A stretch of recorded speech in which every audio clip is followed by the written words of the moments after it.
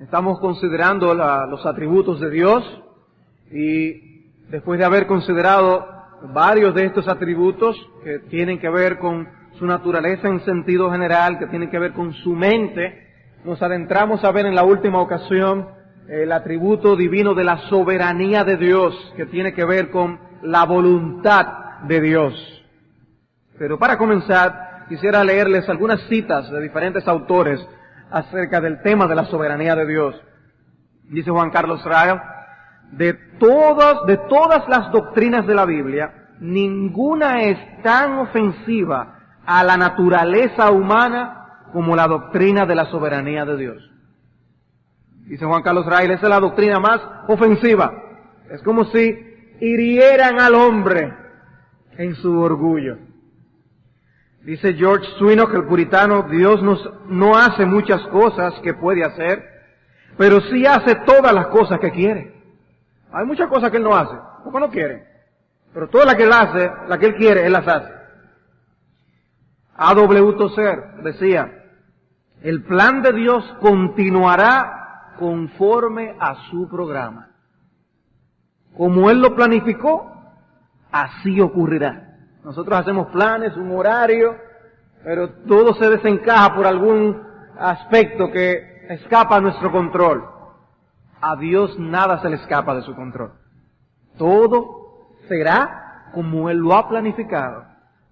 Dice Pink, leemos las Escrituras en vano si dejamos de descubrir que las acciones de los hombres, tanto malos como buenos, están gobernadas por el Señor Dios.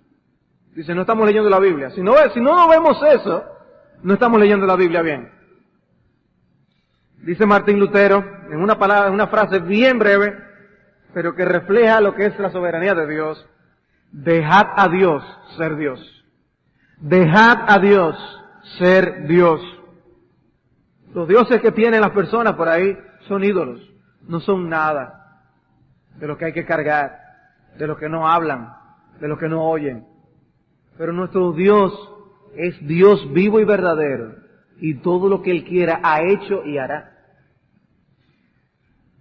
Otro autor, George Barlow, dice, el método del diablo para deshacerse del bien es el método de Dios para promoverlo. Lo que el diablo hace para tratar de eliminar el bien, Dios usa eso para llevar a cabo sus planes. Y una oración puritana decía lo siguiente, después de una oración bastante larga, al final decía él, esperaré en tu voluntad, oraré que ésta sea hecha, y por tu gracia seré completamente obediente. Dice, yo voy a esperar en ti, porque al final de cuentas es la voluntad de Dios la que se va a cumplir. Sin embargo, él sabía que su actitud debía ser moldeada por el mismo Dios. Dice, yo esperaré en tu voluntad. Oraré que ésta sea hecha, que tu voluntad sea hecha en la tierra como es en los cielos. Pero él dice, y por tu gracia yo seré completamente obediente. No es orar simplemente despegado de esa realidad, sino incluido dentro del hecho de que en esa oración yo estoy orando por mí mismo, de que yo la cumpla completamente. Si yo oro, sea hecha tu voluntad, es porque yo me estoy comprometiendo a que esa voluntad se cumpla en mi vida. La vez anterior dábamos un bosquejo breve de 4 puntos, donde veíamos el concepto de la soberanía de Dios, donde vimos parte de la evidencia bíblica de la soberanía de Dios en las Escrituras, y decíamos que también debíamos tratar el tema de una paradoja que esto presenta y aplicaciones prácticas. El concepto, la evidencia bíblica, la paradoja que la Biblia presenta con esa doctrina y luego aplicaciones prácticas. En cuanto al concepto de la soberanía de Dios, la voluntad de Dios, decíamos que la voluntad de Dios es su facultad de autodeterminación. Él es quien determina las cosas. Su facultad de autodeterminación, su capacidad suprema de actuar intencionadamente o con propósito y preferencialmente como a Él le place, para formular sus deseos y tomar decisiones. Él soberanamente tiene la prerrogativa de decidir qué es lo que va a existir, qué es lo que va a formar la moral. Él es quien tiene la autoridad. Entonces dice, Él fija estas decisiones con esta voluntad por la cual en su función preceptiva da preceptos. Él define la moralidad y aquello que es correcto. Dios, porque es soberano, define qué está bien y qué está mal. Su voluntad de preceptos. Esta misma voluntad también en su función decretiva es lo que determina en la eternidad todo cuanto acontece en la historia. De manera que el concepto de la voluntad de Dios, decíamos, es que Él reina, Él determina qué es lo que es. Él determina qué está bien, qué está mal, Él da su ley. La voluntad preceptiva de Dios, por la cual da los preceptos, se establece la moralidad. La moral no está establecida por lo que piensa la mayoría, no es por el status quo. La moral está establecida por Dios en su palabra, en sus 10 mandamientos. La ley moral de Dios es lo que nos regula a nosotros. ¿Por qué? Porque Él es el soberano. ¿Qué hace un gobernante?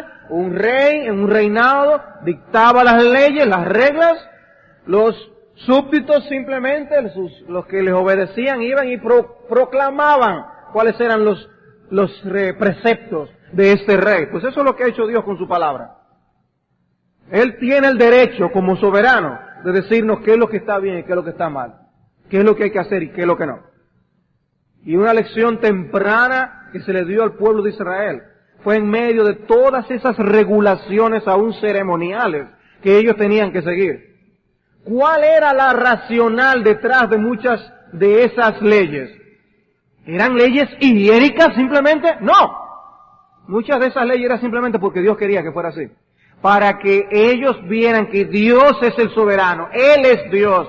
Él es el que les rige con su poder. Y ellos son sus siervos. Esa es la relación. Y el pueblo de Israel debía entenderlo bien temprano esto. Y su voluntad de decreto. El rey da sus decretos, y él dice esto es lo que es, esto es lo que va a acontecer, y vimos cómo la Escritura enseña tanto una cosa como la otra. Que Dios en su voluntad dice qué es lo que debemos hacer, qué es lo que le complace, y cómo Él en su palabra también nos dice cómo Él determina de antemano, desde antes de la fundación del mundo, todo cuanto acontece en la historia. Porque Él es soberano. Él es el soberano. Que Dios sea Dios.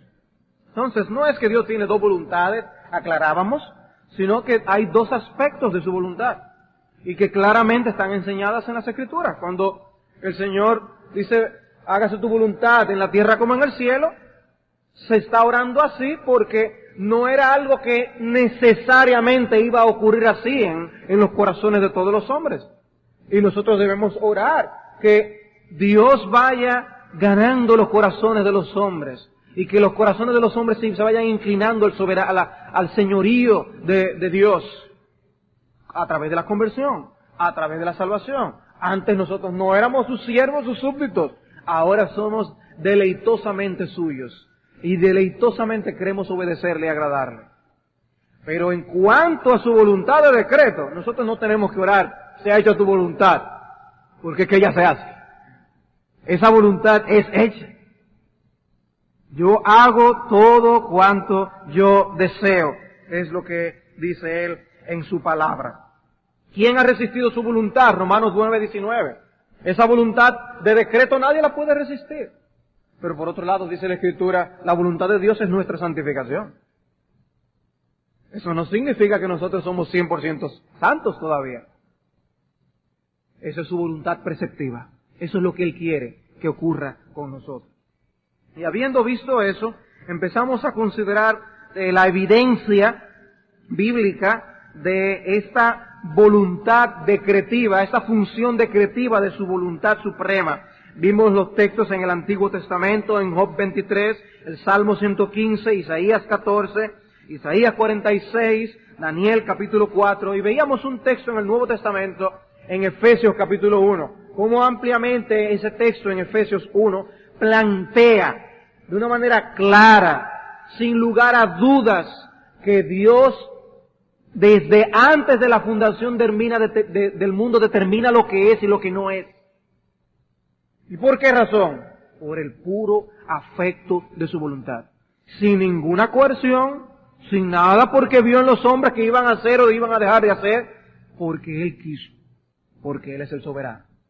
Veamos ahora otro texto adicional que mencionamos, pero no llegamos a verlo con mayor profundidad, en Romanos capítulo 9. Romanos capítulo 9, un instante, y a seguir viendo la evidencia bíblica de esta doctrina. En Romanos capítulo 9, nosotros contemplamos aquí el apóstol Pablo dando la explicación de lo que ocurrió con el pueblo de Dios, cómo ellos no fueron obedientes a el mensaje que les fue enseñado. Y por tanto no es simplemente por linaje y descendencia física que ellos van a ser de Dios. Dice el versículo 8, esto es, no los que son hijos según la carne son los hijos de Dios, sino los que son hijos según la promesa son contados como descendientes. Y en ese contexto menciona el caso de Jacob y Esaú en estos términos. Versículo 10. Y no solo eso, sino también cuando Rebeca concibió de uno, de Isaac nuestro padre, pues no habían aún nacido, ni habían hecho aún ni bien ni mal, para que el propósito de Dios conforme a la elección permaneciese, no por las obras, sino por el que llama. Se le dijo, el mayor servirá al menor, como está escrito, a Jacob amé, mas a Esaú aborrecí. Aquí el concepto que algunas personas tienen de la predestinación, del preconocimiento en la eternidad que Dios tuvo de lo que acontecería en la historia, es que Dios veía que era lo que iba a pasar. Él tiene un tanto conocimiento, es omnisciente, que Él sabe lo que va a acontecer y en base a eso lo predestinó. Pero eso no es trazar el destino de antemano, sino que cada quien como quiera iba a hacer lo que quería, lo que pensaba. No, predestinar es trazar el destino de antemano. Y eso es lo que este texto está diciendo. Noten cómo en el versículo 11 dice, aún no habían nacido, ni habían hecho aún ni bien ni mal. El hecho de que Dios escogiera a Jacob y no a Esaú no tiene nada que ver con lo que ellos hicieron o dejaron de hacer. Ese es el punto. No tiene nada que ver, para que el propósito de Dios, conforme a la elección, permaneciese. O sea, es el propósito de Dios el que queda establecido. Dios se trazó un propósito. La terminología que se utiliza en las Escrituras para hablar de la voluntad de Dios es una terminología que habla de una predeterminación, de una decisión voluntaria, de un plan. Eso es lo que yo voy a hacer, por ahí es que voy. Y eso es lo que hace Dios. Dios dice, este es mi camino, este es mi propósito. Mi propósito era yo escoger a Jacob y no a Esaú. Dice, no por las obras, al final del versículo 10, del 11, no por las obras, sino por el que llama. No era por lo que Jacob iba a hacer, no, lo que pasa es que Dios vio que Jacob iba a ser así, esto, iba a ser lo otro. No por las obras. ¿Cuál es la razón que hay detrás de esa elección? El que llama. Dios hace la diferencia. Él es el soberano. Dios hace la diferencia en su soberanía entre Jacob y Esaú. Y he aquí una ilustración de todo cuanto acontece en el proceso de salvación. ¿Qué determinó el que ocurriera así? El versículo 12 dice, se le dijo, el mayor servirá al menor. Pero ¿y por qué? ¿Y por qué? Es una pregunta que sale mucho de la boca de nuestros hijos cuando estamos planteando ciertas cosas en el orden doméstico, ¿no? ¿Por qué yo? ¿Y por qué aquello así? ¿Por qué lo otro no? Y hay que enseñar verdaderamente cómo la verdadera sumisión y la obediencia implica un rendimiento de la voluntad a la orden superior. ¿No los hombres hacen lo mismo? ¿Por qué? Dios dijo, el mayor servirá al menor, punto. Dios dijo que fuera así. Eso es lo que está diciendo el texto. Bien claro, como está escrito, a Jacob amé, mas a Esaú aborrecí. Ahí es que los hombres no les gusta leer este pasaje. A algunos les da vergüenza leer este texto. No les gusta decir, bueno, sí, la Biblia habla de esa doctrina, pero sin tapujos podemos hablar con confianza de esta doctrina, de esta importantísima doctrina. Pablo no se avergonzaba de hablar de esto abiertamente. Y lo que él hace en este texto, y vamos a ver más adelante cuando mencionemos la paradoja, es que lo único que él hace con la paradoja es reconocerlo y darle la respuesta que se merece el que pregunta. Él reconoce la paradoja, la existencia de la paradoja. Entonces, por eso empieza a establecer preguntas. Versículo 14. ¿Qué pues diremos? ¿Que hay injusticia en Dios? Se está poniendo en el lugar del que está cuestionándole. Tú debes estar pensando, pues entonces Dios es injusto. ¿Hay injusticia en Dios? En ninguna manera. Pues a Moisés dice, tendré misericordia del que yo tenga misericordia y me compadeceré del que yo me compadezca. Así que, miren, no depende del que quiere ni del que corre, sino de Dios que tiene misericordia. ¿Qué? Sí, eso es lo que dice ahí. Que no depende de que si tú quieres o no. De que depende de Dios. Y de que Él tenga el deleite de tener misericordia de ti. ¿Sabes que hay algunos que actúan como, está bien, voy a complacerte, voy a ir a la iglesia a oír la Biblia. Está bien, ya, para salir de ti. Y personas vienen y visitan la iglesia en esa actitud. O aún pueden ser algunos de nuestros hijos aquí sentados. Algunos jóvenes, tener esa actitud. Sí, yo estoy aquí, pero imagínate, no hay más nada que hacer, eso es lo que hay que hacer. Como si dependiera de mí. No, todavía no. Todavía yo quiero hacer mi voluntad, quiero seguir haciendo mi vida. Todavía hay algunas cosas que yo quiero hacer. Hay algunas cosas tan y tan importantes que vale la pena por eso tener el riesgo de irse al infierno. Si mi amigo no depende de ti, ni del que quiere, ni del que corre, sino de Dios que tiene misericordia. ¿Saben qué es lo que implica esto? Que el hombre se postre de rodillas delante del Señor Todopoderoso. Señor, ten misericordia de mí. Yo no me merezco esta salvación. Porque nadie se la merece. Nadie se la merece. ¿Puede ser más claro de allí? No depende del que quiere ni del que corre. No depende de ti, mi amigo. Clama a Dios. Clama a Dios. Porque la Escritura dice a Faraón, versículo 17... Para esto mismo te he levantado, para mostrar en ti mi poder, y para que mi nombre sea anunciado por toda la tierra. Es muy fácil leer ese versículo y leer a Faraón, que vivió hace tanto tiempo atrás, yo no lo conozco. Pero pongámosle nombre. El nombre de personas que conocemos, el nombre de familiares, o aún el nombre de nosotros mismos. Nuestro nombre, ahí. Para eso te levanté, para mostrar en ti mi poder. Y Dios tiene derecho a hacer eso conmigo. Dios tiene derecho a levantarme a mí para Él hacer un despliegue de su poder.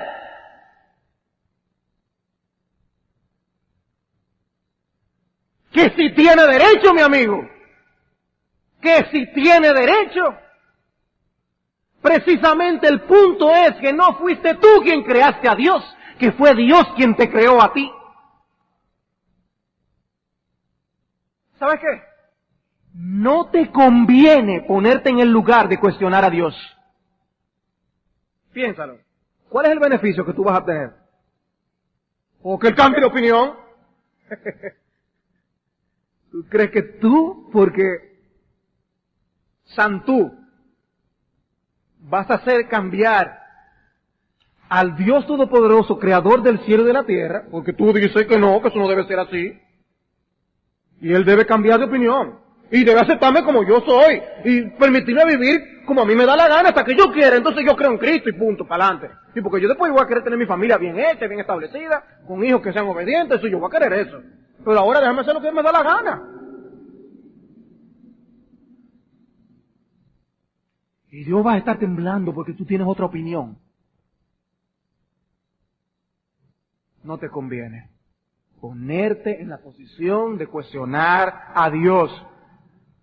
Por eso dice el versículo 18, de manera que de quien quiere tiene misericordia, y al que quiere endurecer, endurece.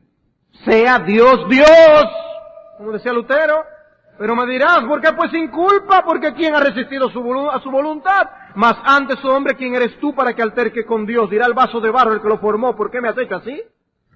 ¿O qué potestad, o no tiene potestad el alfarero sobre el barro para hacer de la misma masa un vaso para honra y otro para deshonra?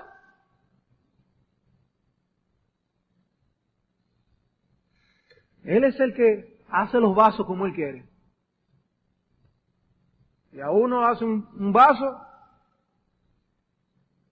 que tiene el letrero I Love New York, y al otro hace un vaso que dice I Love Santo Domingo.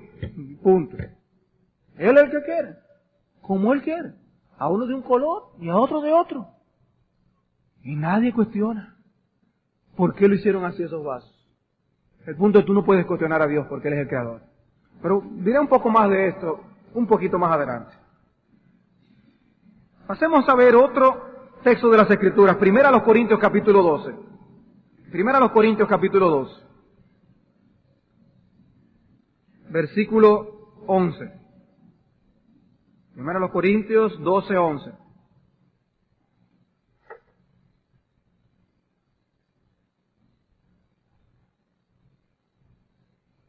Dice, pero todas estas cosas las hace uno y el mismo Espíritu, repartiendo a cada uno en particular como Él quiere.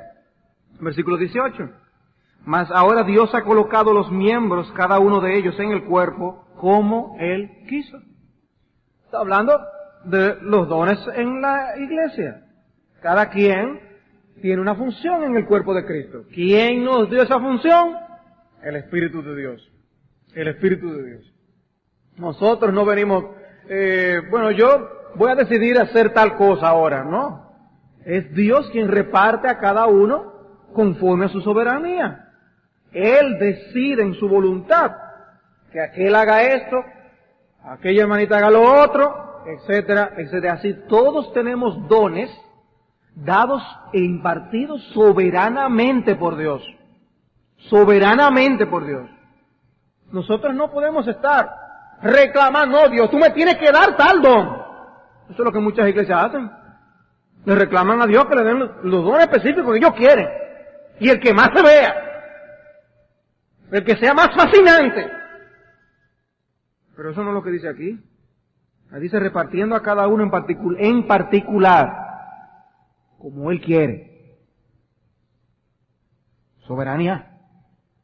Pero Dios, es que ese no es que yo quiero. Como Él quiere. Yo creo que no se puede decir más claro de ahí. ¿No es eso soberanía? ¿No es eso que independientemente de quién tú hagas, de quién tú eres, que tú hagas, de tu trasfondo, Dios te va a dar el don que Él desea? Independientemente.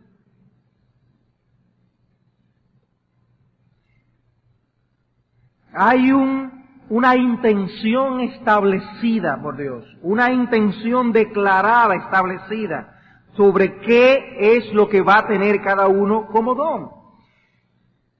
Y esta palabra que se utiliza aquí, se utiliza en varios textos de las Escrituras, como Mateo 1:19, cuando dice que José no quería infamarla, y por eso quería apartarse en secreto. Lo hizo con intención, lo hizo con propósito. Esa es la idea de lo que aparece aquí en el texto en 1 Corintios. El Espíritu tiene una intención en que tú tengas el don o los dones que tú tienes. De manera particular, Él quiere que sea así. No fue, déjame ver cómo caigan. No, Él tiene una intención, tiene un propósito con cada una de las cosas. Y eso debe llevarnos a cuestionarnos a nosotros. ¿Estoy yo usando el don que Dios me dio como Él quiere que yo lo use? Porque lo repartió con un propósito. ¿Para qué propósito? ¿Con qué propósito te dio a ti el don que tú tienes? Y si lo estás utilizando. Otro pasaje que quiero mencionar es Santiago capítulo 4, versículo 15. Santiago 4:15.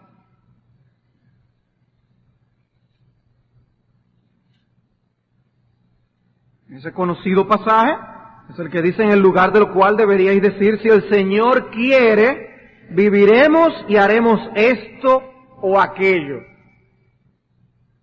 Y nosotros nos acostumbramos a utilizar esa frase. Es una frase bíblica. Se usa en Hechos 18:21, es utilizada. Allí dice: sino que se despidió de ellos, diciendo: es necesario que en todo caso yo guarde en Jerusalén la fiesta que viene, pero otra vez volveré a vosotros si Dios quiere. Y zarpó de Éfeso. O sea, Pablo decía: si Dios quiere. Es una expresión bíblica. En 21:14 de Hechos, 21:14, dice: y como no le pudimos persuadir, desistimos diciendo: hágase la voluntad del Señor. No pudimos convencer a Pablo. Romanos 15:32.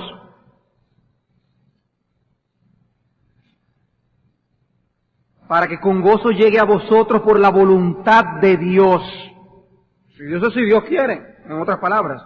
1 Corintios 4:19. Pero iré pronto a vosotros si el Señor quiere, y conoceré no las palabras sino el poder de los que andan envanecidos. Si el Señor quiere. Entonces, asimismo, Santiago nos instruye y nos dice que nosotros debemos tener tal reconocimiento de la soberanía de Dios en nuestras vidas, que todo cuanto acontece en nuestras vidas nosotros debamos reconocer que es porque la voluntad de Dios se cumple. Por eso nosotros podemos tener planes. Santiago no prohíbe eso. Lo que Santiago está prohibiendo es que hagamos planes independientes de Dios. Hagamos los planes y digamos si Dios quiere. No porque decirlo de la boca para afuera. Porque utilizar la expresión no es algo mágico en sí. A veces utilizamos la expresión si Dios quiere como para que se dé. Porque viene y después me maldicen el plan que tengo por no haberlo dicho, la frase mágica. No, esa es la idea. Es el espíritu de corazón, la actitud de yo descansar, confiar que yo vivo en la voluntad de Dios y lo que yo quiero que se cumpla es lo que Él ha decretado y punto. Yo no quiero vivir fuera del plan de Dios. Mi deleite es vivir en Él. Y yo sé que todo cuanto acontece en mi vida está en su control. Por eso yo voy a hacer tal cosa, voy a poder lograr aquello, haré tal viaje, me podré preparar en esta profesión si Dios quiere. Si Dios quiere. Y reconocer que Dios es soberano. ¿Y qué ocurre? Que muchas veces no pasan como nosotros queríamos, sino que vemos que pasó otra cosa y a la larga vimos el beneficio de por qué era así. Vimos el beneficio de por qué era así. En estos días recientes, de diversas maneras hablaba con un hermano, acontecimientos en su vida, y cómo ha terminado haciendo lo que está haciendo, y cómo tiene la familia que tiene. Y todo era viendo la forma, cómo Dios movió las cosas. Eso fue Dios, aquí. Y esto te pasó para llevarte aquello, porque si no hubiera pasado esto, aquello no se hubiera dado. Y así Dios va guiando nuestras vidas.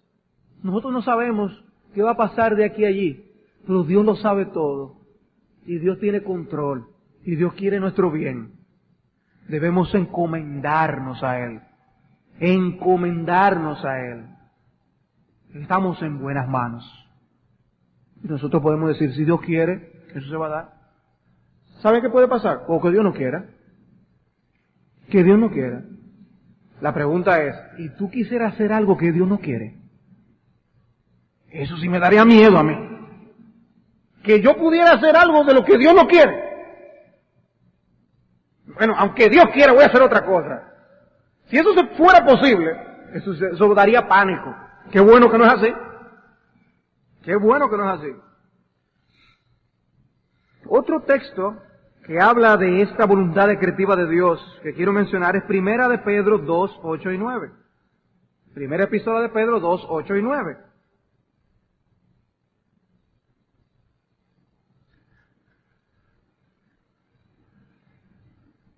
Noten, versículo 7, para vosotros pues lo que creéis, Él es precioso, Cristo, ¿verdad? Pero para los que no creen, la piedra que los edificadores desecharon ha venido a ser la cabeza del ángulo y piedra de tropiezo y roca que hace caer, porque tropiezan en la palabra, siendo desobedientes. ¿Qué dice allí? A lo cual fueron también destinados. Dios tiene un decreto eterno que fija esta realidad desde la eternidad. Solo Dios puede fijar en la eternidad todo lo que acontece en la historia, incluyendo la perdición de los que no creen, incluyendo el rechazo que tienen de Cristo los incrédulos. Y la Biblia utiliza una palabra que es un término militar, que es ordenar, colocar en orden, poner en su lugar. Primera de Tesalónicas 5:9 utiliza esta palabra.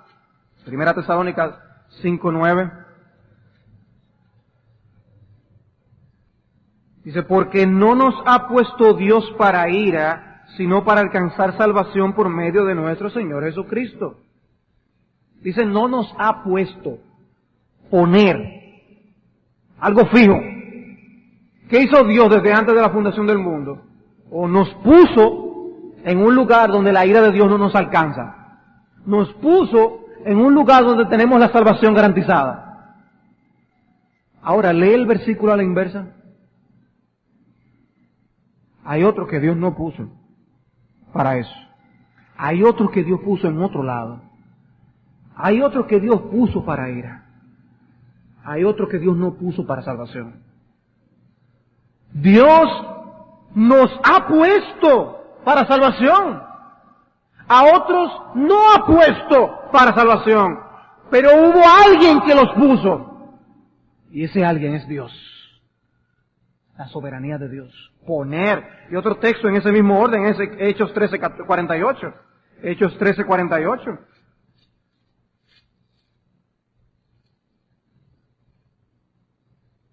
Dice, los gentiles oyendo esto se regocijaban y glorificaban la palabra del Señor, y creyeron todos los que estaban ordenados para vida eterna. Es la misma palabra, ordenados, colocados, puestos allí por Dios. ¿Creyeron? ¿Quiénes fueron los que creyeron?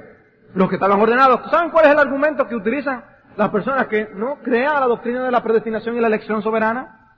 Ellos dicen, Dios vio que ellos iban a creer y los eligió. Pero eso no es lo que dice aquí. Aquí dice que los que creyeron eran los que estaban ya ordenados, los que ya estaban elegidos, los que ya estaban señalados por Dios. No es al revés, porque hay una determinación divina de Dios en su soberanía. Dios lo determina. Dios es Dios.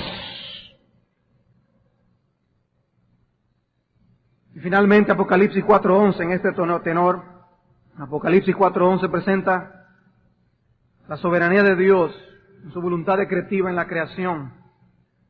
Dice Apocalipsis 4:11, Señor, digno eres de recibir la gloria y la honra y el poder, porque tú creaste todas las cosas y por tu voluntad existen y fueron creadas.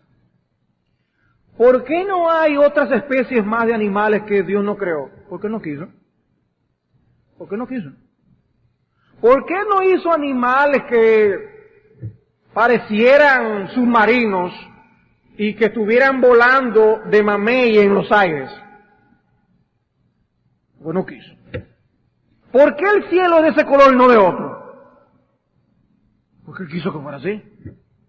¿Ustedes tienen otra razón? Porque Él quiso que fuera así. No, lo que pasa es que el color azul es mejor para nosotros descansar la vista, por eso el verdor. Sí, porque Dios también pudo habernos hecho con una vista que no, que sea el rojo con el que descansemos mejor. Porque Él lo hizo todo como Él quiere. Él hizo el cielo al mismo tiempo, ¿verdad? Y entonces sabía que iba a crear al hombre con ese ojo para descansar su vista con el azul y con el verde, etcétera. ¿Por qué Él quiso? ¿Y por qué no le dio honra a otros animales que los pisoteamos? ¿Por qué Él quiso? ¿Por qué puso al hombre a señorear sobre la creación? Porque Él quiso. ¿Por qué a nosotros nos dio razón? Porque Él quiso. ¿Por qué tú eres como tú eres? Porque Él quiso. Porque Él quiso. Porque Él quiso. Porque Dios es Dios soberano de todas las cosas, pero no solamente fueron creadas, por su voluntad existen todavía. Porque cuando Él no quiere que sigan existiendo, se dejan de ser y punto. Ay, qué pena que hayan animales que se hayan extinguido. ¿Saben por qué pasó? Porque Él quiso. Porque Él quiso. Que algún día esta tierra no será no más, se dará lugar a nuevos cielos y nueva tierra. Porque Él quiere, cuando Él quiere, como Él quiere. Si ese no fuera mi Dios, yo estuviera preocupado. Si ese no fuera mi Dios, yo no tuviera paz en mi corazón. Qué bueno que ese es nuestro Padre. Y sin embargo andamos como huérfanos a veces en la calle. Como huérfanos. Como desamparados. ¿Y a quién se encarga de este? Y andamos por ahí. Como si no fuéramos hijos del Todopoderoso. Hijos del Rey. Brevemente, más brevemente, algunos textos que muestran la función preceptiva de su voluntad. La función preceptiva de su voluntad. Salmo 5:4.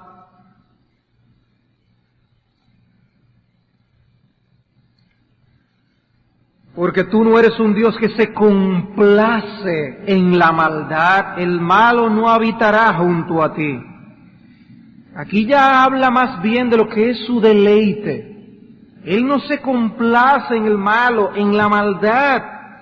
Salmo 40:8. En ese sentido, Dios quiere que todo el mundo haga su voluntad. Pero cada quien es responsable.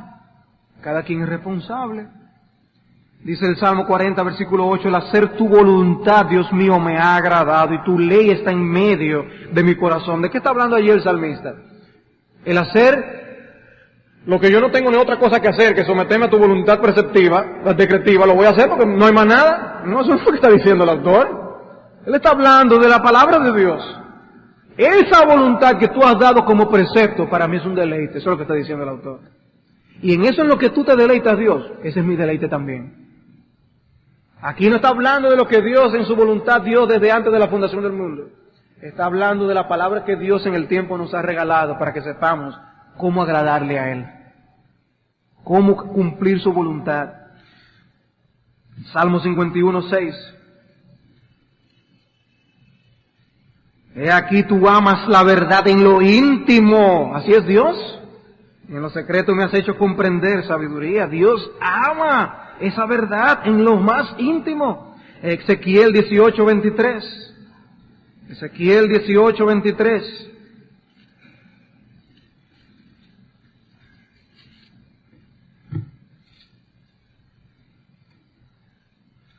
¿Quiero yo la muerte del impío?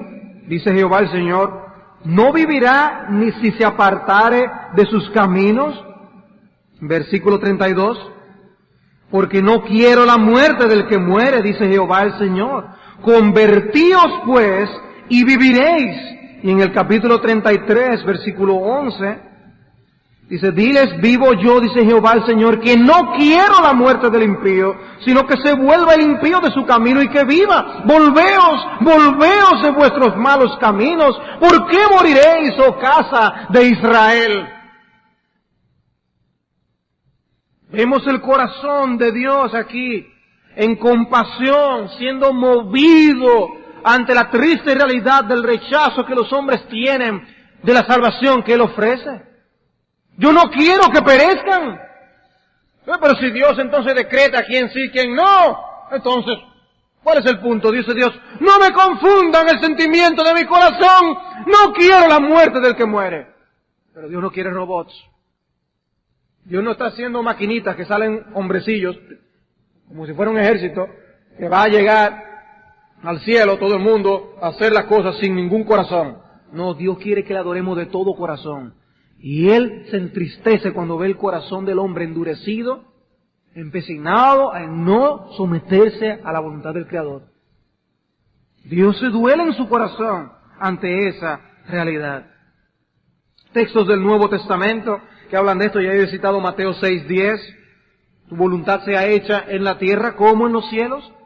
Ese es cómo se hace en el cielo, cómo obedecen los ángeles, completa sumisión a la voluntad de Dios. Ellos no quieren destronar a Dios. El problema es que en los hombres, en el mundo de los hombres, hay un conflicto continuo entre la soberanía de Dios y la soberanía de ellos. Ellos quieren permanecer, el hombre quiere permanecer en su trono y él quiere gobernar su vida como él quiere. Él quiere hacer su voluntad. ¿Y quién me dice a mí lo que yo puedo hacer y lo que yo no puedo hacer? ¿Por qué tanta cosa de que no hagan esto, que hagan lo otro? Porque Dios dice. Porque Dios dice. Por eso hay un conflicto continuo entre tu soberanía y la soberanía de Dios. ¿Sabe qué soberanía al final de cuentas es la que se va a imponer? La de Dios.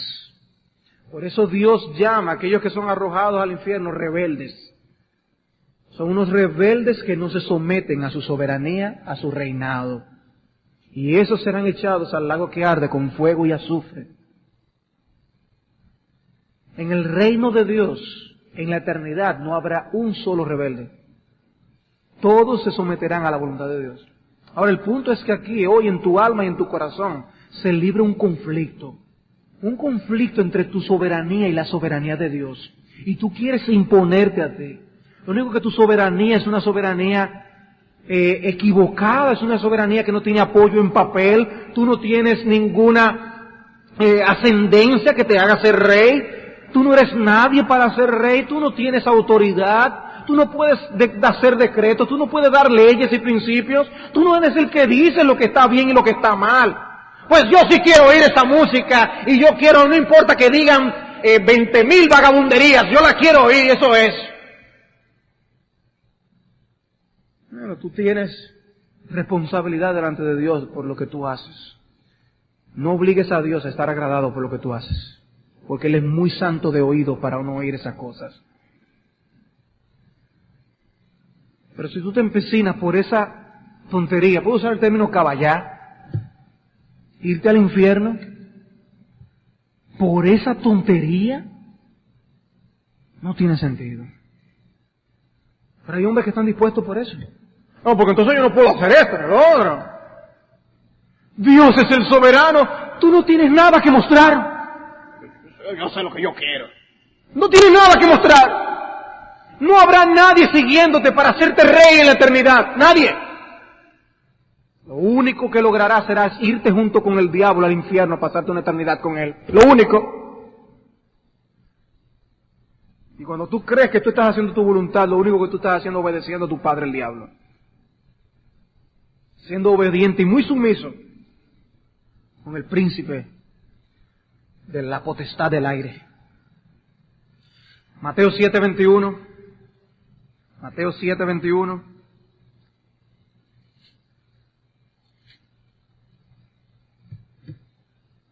Dice, no todo el que me dice Señor, Señor entrará en el reino de los cielos, sino el que hace la voluntad de mi Padre que está en los cielos. ¿Qué dice Cristo aquí? La voluntad preceptiva debe ser cumplida. Y no todo el mundo que argumenta tener relación con Cristo la tiene de verdad. ¿Quién es el que la tiene de verdad? El que tiene corazón para agradarse en la ley de Dios, en la ley moral de Dios, en cumplir y obedecer sus preceptos. Ese dice, entrará en el reino de los cielos, el que hace la voluntad de mi Padre.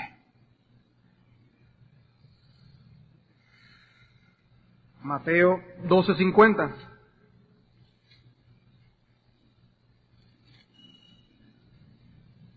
Porque todo aquel que hace la voluntad de mi Padre que está en los cielos, ese es mi hermano y hermana y madre. Ese es. Hechos 20:27. Hechos 20:27.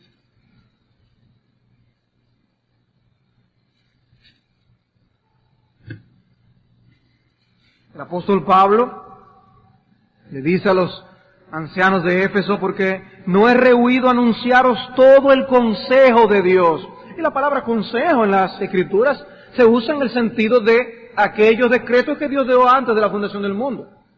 Pero en este sentido se usa en el término de sus preceptos. ¿Qué es lo que está diciendo Pablo? Que él le predicó todo lo que Dios es oculto y misterioso y que Dios tiene decretado en la eternidad. ¿Y él enseñó todo eso al pueblo? No. Dice, no les rehuí de enseñarle toda la voluntad preceptiva de Dios. Todo lo que Dios ha revelado en su palabra. Eso es lo que nosotros estamos llamados a conocer. Nosotros no vamos a conocer los detalles de sus decretos, pero sí podemos conocer su voluntad en sus preceptos. Y esa es la que estamos llamados a aprender. Y esa es la que nosotros como pastores estamos llamados a enseñar. Hasta poder decir como Pablo, yo no he rehuido enseñarles todo el consejo de Dios.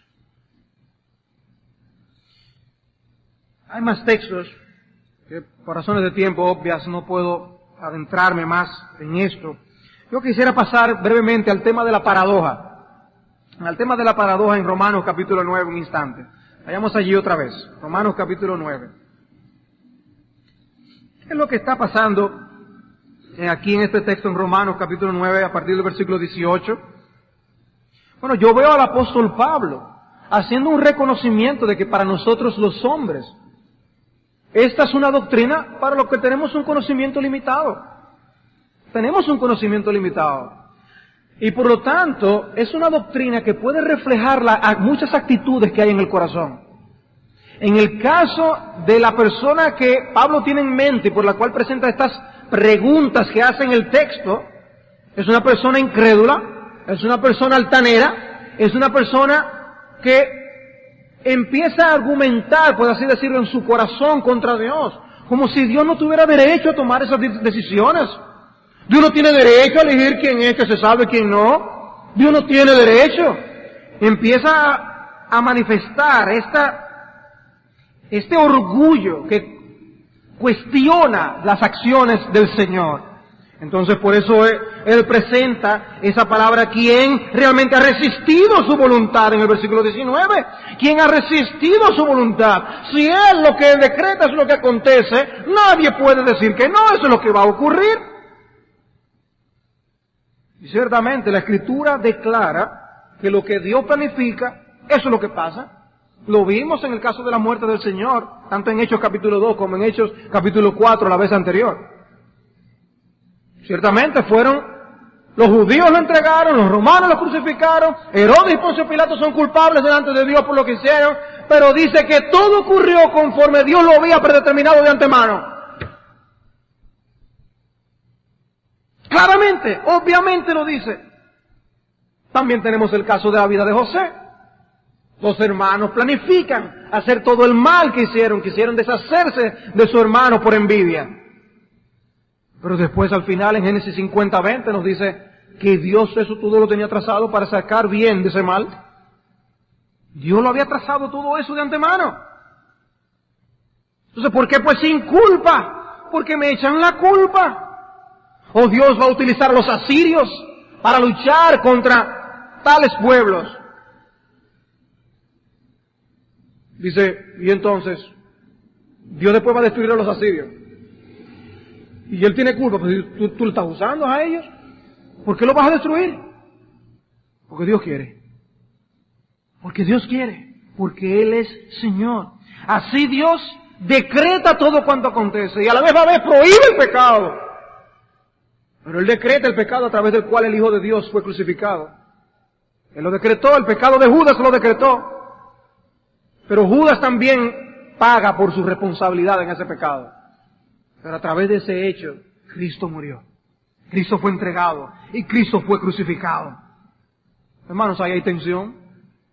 Ahí hay una tensión, eso es real. Y Pablo presenta la pregunta porque la tensión es real. Pero lo que debemos tener cuidado es con la actitud. ¿Con qué actitud yo me acerco a ese misterio? A eso que yo no puedo comprender a plenitud. ¿Con qué actitud yo me acerco? Este es el argumento de Pablo. Decía Greg Nichols que lo que hay aquí No es una contradicción en hecho, es una contradicción en apariencia solamente. Dice, eso es como que un padre y su hijo se coloquen en unos rieles de un ferrocarril, y ellos están bien cerquiticas allí, y el niño mira al horizonte todas aquellas millas que tiene hacia adelante de rieles, y él se preocupa, y dice, pero papá, los rieles como que después se unen al final, el tren no va a caber, no cabe el tren. Y ustedes piensan que el papá se va a preocupar después de, ¡ay! Tenemos que ir a declarar, llama al 911 a ver si buscamos para que no vaya a chocar un tren. No, el papá se queda tranquilo porque él sabe que eso es una apariencia, eso es una ilusión óptica. No es que eso es así. Parece que los rieles se unen al final. Si tú estuvieras ahí en ese lugar, no hay ningún problema. Si el papá no se espanta por eso. Y nosotros tenemos que aprender a vivir con esta apariencia de contradicción. Es una ilusión lógica. Una ilusión lógica. Parece una contradicción. Es una paradoja. Parece una contradicción. Pero no hay ningún problema en la mente de Dios.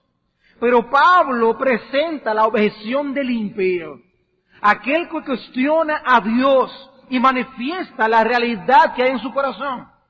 Noten que Pablo no se pone a decir, ay mi hijo, mira, déjame explicarte, lo que pasa es que Dios dice esto en su palabra.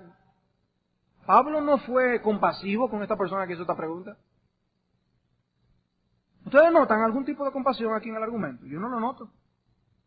Él fue duro, contundente, y le declaró la verdad. Mira, aquí no te pongas a estar preguntando. Sométete a lo que Dios ha dicho. Eso es, en otras palabras, lo que le está diciendo.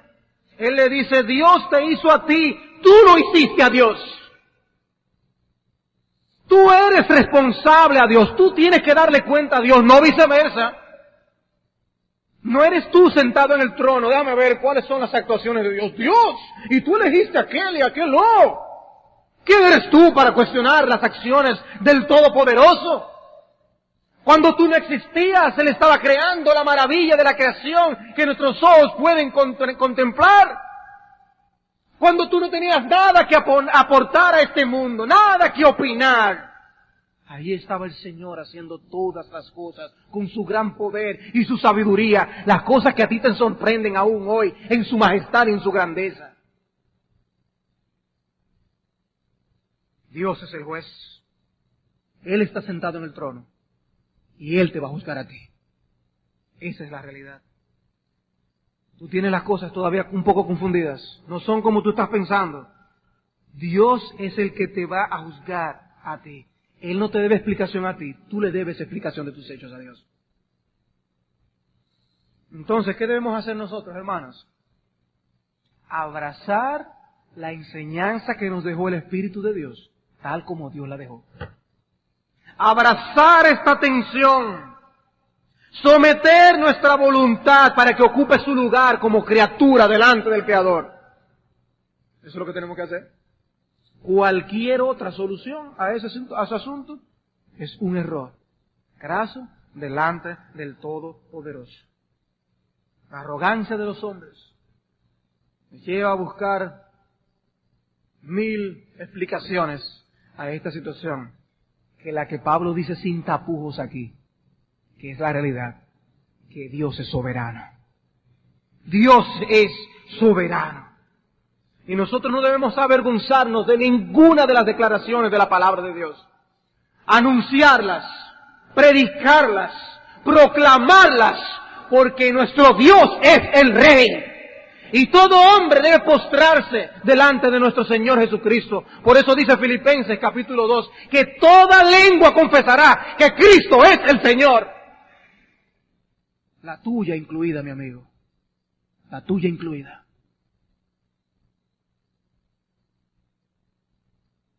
Entonces la Biblia declara igualmente, así como Dios es soberano, que tú debes arrepentirte de tus pecados y creer en el Señor Jesucristo. Esa es tu responsabilidad. Así como dice que Dios elige desde antes de la fundación del mundo, así en su voluntad de precepto dio el precepto, dio la orden de que tú te arrepientas de tus pecados, de que tú creas en el Señor Jesucristo. Y ese es el método de salvación. Ese Cristo que murió, ofrecido desde antes de la fundación del mundo, en ese Cristo debes tú creer para que tu alma se salve. Y Él manifiesta que Él no quiere la muerte del que muere. Él quiere tu salvación. Él quiere que tú te arrepientas. Él quiere que tú pases con Él la eternidad. No quiere la muerte del que muere. ¿Por qué no aceptas la invitación que Él hoy te hace? Una invitación sincera, una invitación de corazón, una invitación para lo mejor que jamás tú te puedas imaginar. No hay nada que este mundo ni el diablo te pueda ofrecer que pueda compararse en nada absolutamente en lo que Dios te ofrece a ti. Y Él te dice, ven a mí, si alguno viene a mí, yo no le echaré fuera. Y Él quiere que tú te le entregues de todo tu corazón. Él quiere que tú le alabes de todo corazón. Él quiere que tú te consagres de todo corazón. Y que nosotros ardamos para la gloria de Él, en amor por Él. No que aquí estamos nosotros haciendo todo lo que hay que hacer porque un cristiano dice esto y eso es la manera de ir al cielo. No. Porque Dios quiere corazones que le alaben. Dios quiere corazones que le amen. Y por eso cuando Él habla en su palabra, Él apela a tu corazón. ¿Por qué vas a querer perecer? ¿Por qué vas a querer condenarte cuando Dios te ofrece cosas mejores? ¿Por qué? Finalmente, a modo de aplicación, una vez más repito lo que les decía la vez anterior. No podemos utilizar aquella voluntad decretiva de Dios que es oculta, secreta, como una excusa para nosotros desobedecer la voluntad preceptiva que es abierta, clara y que se nos ha dado a conocer. ¿Cuál es nuestra responsabilidad? Obedecer lo que está escrito. Y dejémosle a Dios lo que no conocemos. Pongámonos en sus manos y digamos, si Dios quiere, haremos esto o aquello. Cuidémonos también de nosotros culpar a Dios del pecado, del sufrimiento y de la ruina eterna.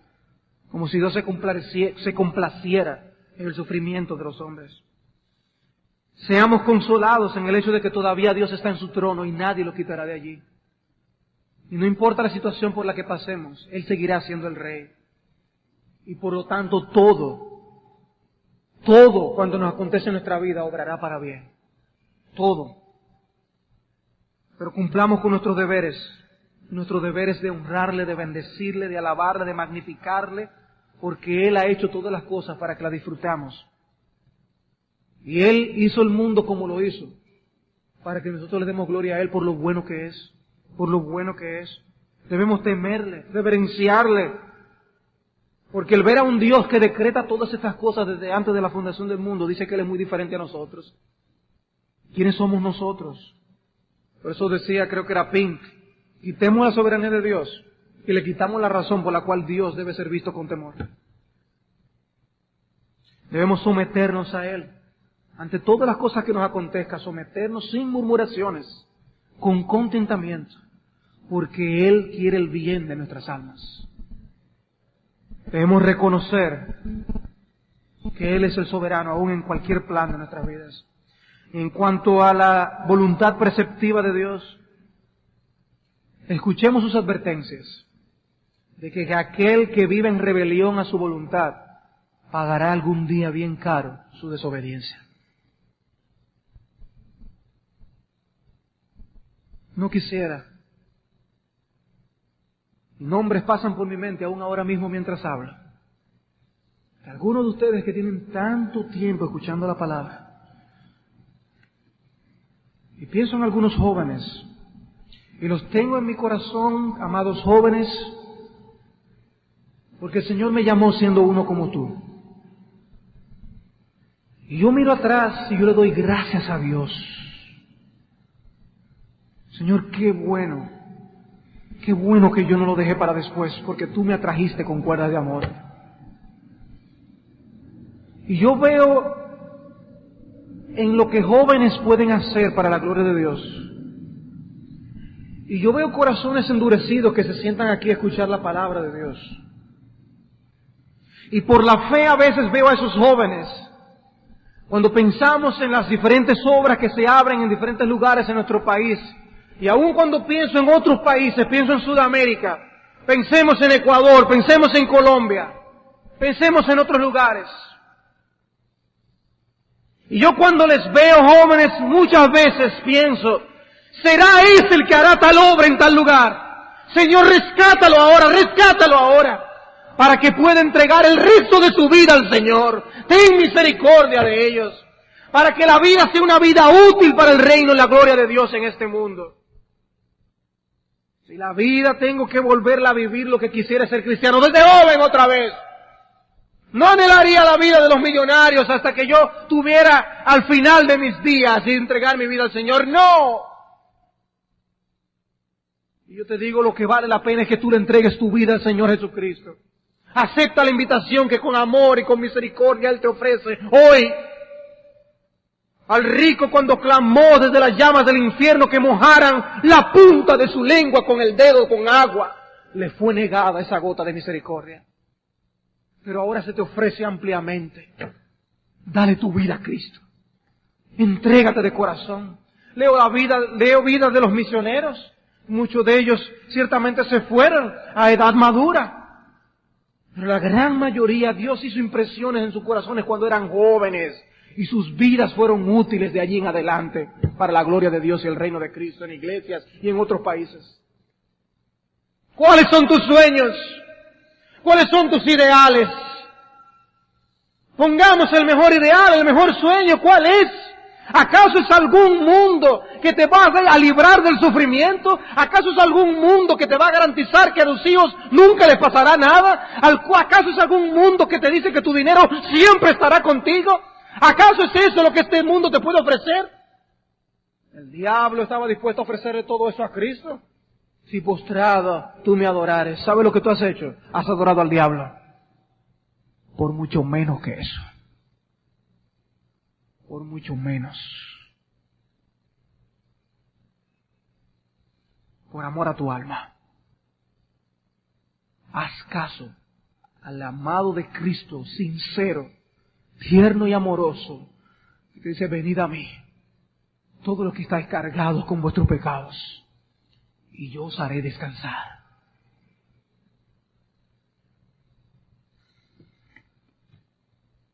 Que Dios escuche la súplica de nuestros corazones. Vamos a orar.